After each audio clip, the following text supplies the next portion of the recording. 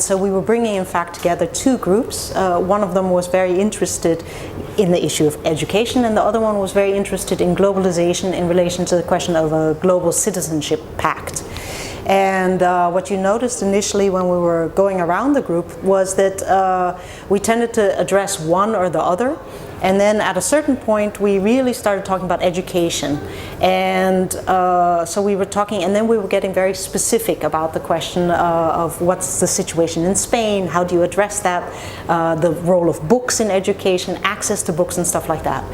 And so this came up afterwards as one of the comments was that it seemed as if the education issue actually was sort of maybe engulfing the globalization issue. And so then we were rethinking that a bit, and we were rethinking different kinds of issues of what did we mean by globalization. And for me, at least, for me, what really came out of it was the question of how is it that you can join those two things, critically rethinking globalization, which for a lot of people is associated with corporatization and with inequality. How do you really reclaim it and redeploy it from a grassroots perspective, while at the same time also really critically rethinking education. And the outcome of it was that we put together a preliminary statement for the next day where we're talking about the importance of reclaiming globalization, and that education offers us one of the most powerful tools to go about doing that.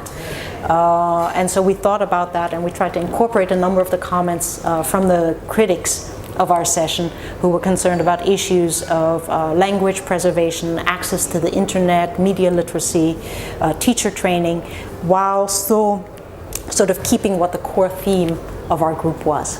So. And did you come up with a consolidated statement of where this session got to and where you might go from here? Yeah, so the session that we came up had a lot of what I was talking about now, so that these two things are closely related: globalization, reclaiming globalization, critically rethinking education.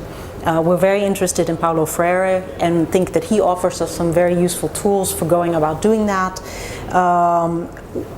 Another thing we talked about was the possibility of having a curriculum that also creates global citizenship in addition to, or rather than, national citizenship.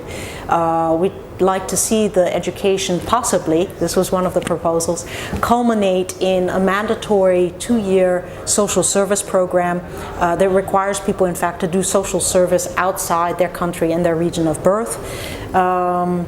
Let me see. Oh, and the final point, which I haven't mentioned yet, was the importance. We're thinking about the importance of cities as the places through which to achieve this, rather than nation states, because cities are showing them so much more flexible and creative at the moment in accommodating pluralism.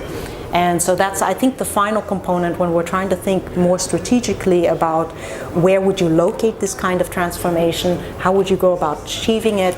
Maybe we have more chance to do that through having cities be deployed as the sites through which these kinds of changes happen.